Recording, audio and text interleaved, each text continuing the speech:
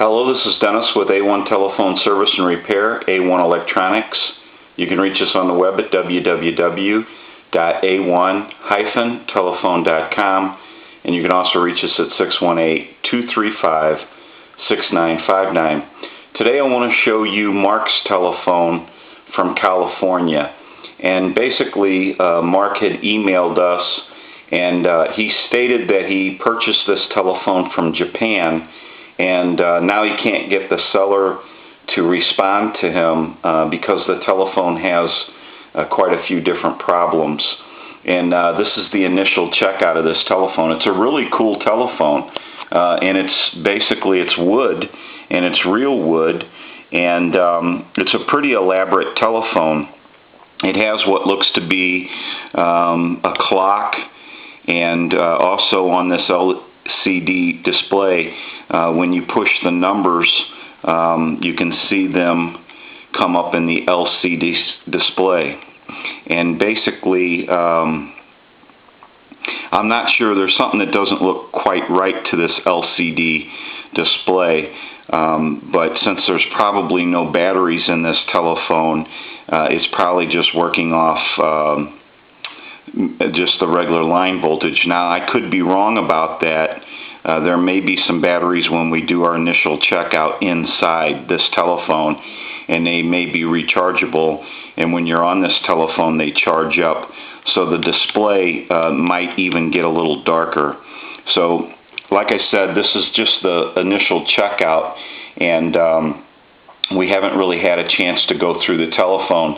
Now, when we unpacked the telephone, basically what happened is I don't see the screw that holds the hooks. The hook, basically, it's the cradle hook switch, and this would be the cradle, but it also is the plunger for the hook switch that's below it. So basically we have to go through it. I'm going to go through the packing. It's just the screw is missing, and it might be in the packing, but I didn't see it when we unpacked this, and it was packed rather well, and it could be in there, but it should be about 1.25 inches long, or somewhere around 1 inch or so, maybe 1/2 inch, but we'll look for that. If we can't find it, that's fine. We'll have to come up with a screw for him, and basically that's not a big issue. Anyway, this telephone is connected to the line, and you know, I haven't really gotten a chance to troubleshoot this telephone yet, but just on, we're going to ring it. And as you can see, what it did was it rang and then seized the analyzer, and it will not ring more than one time.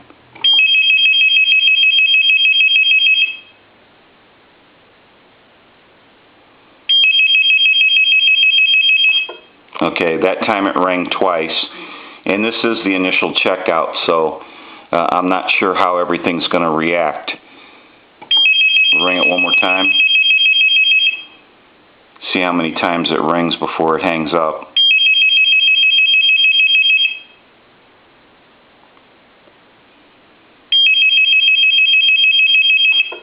There it goes on the third. So it's doing different things, but we do know that when we send the ring cycle to this telephone, at some point the telephone shorts out and takes out the analyzer and seizes the line and lets go of it. Now, when you pick up the handset, it's seizing the line, but there is no dial tone. And I'm talking to the handset, and that red light that you would see here on the analyzer normally from watching the videos, every time I modulate, that would normally turn red for an indication of modulation or 100% modulation. And in this case, the telephone does not have any transmit at this point or any receive. Now, another thing I want to do is, there is a reaction here to when you press the keypad, but it doesn't do anything. It doesn't dial. And as you can see, this red light lights up like there's a noise inside the telephone or a touch tone being sent, but it does not register on the analyzer. So this telephone has some very serious issues going on. This is a little loose. That might be normal. I don't know. I'm going to have to get into the telephone and kind of look it over a little bit. But it seems to be that the numbers are actually somewhat working, but they're not displaying on the analyzer. So we got some pretty major problems with this telephone, and I'm going to go ahead and set the telephone. I have the cover off, and this is about as far as I've gotten with the telephone. This is the initial checkout. We have the bottom of our telephone where our handset modular plug is at, modular port, and our modular line port, and this would probably be a switch for the piezo buzzer for the ringer element. And this kind of gives you a look at the board. Now, I don't know if somebody has been into this board yet, but what tells me that this board is broken free from somewhere on the inside here is all this hot glue that you see. So there's a bunch of hot glue on this board, and it's probably broke free now from the inside of this telephone. From the looks of this board, we have a lot of different issues going on, and we're going to have to go through them, and we're basically going to have to troubleshoot this board and find out what's going on with the main PC board, and just kind of check everything out and find out what all the problems are and all the issues. This kind of gives you a look at the PC board and how it's designed. I'm thinking up here, I don't see enough electronics here really to do all the clock functions at a quick glance at it and just kind of an overview of it. I don't quite see enough electronics to work an LCD screen in the keypad, and I do see a little screw here. So basically, once we take this keypad apart and take a look inside here, we're probably going to find a little MPU, little microprocessor unit that's going to work the clock and some of the other functions. So there's going to be some electronics up in this keypad area in the housing, and so this kind of gives you a look at what this telephone looks like. It's real wood. You can actually even see a knot here, so it's pretty cool. And it's a shame, you know, I hear it all the time. I explained to Mark that, you know, don't feel bad. We get this all the time. You know, people buy these really cool telephones or telephones from people or over the internet or whatever. And this is the kind of thing that happens.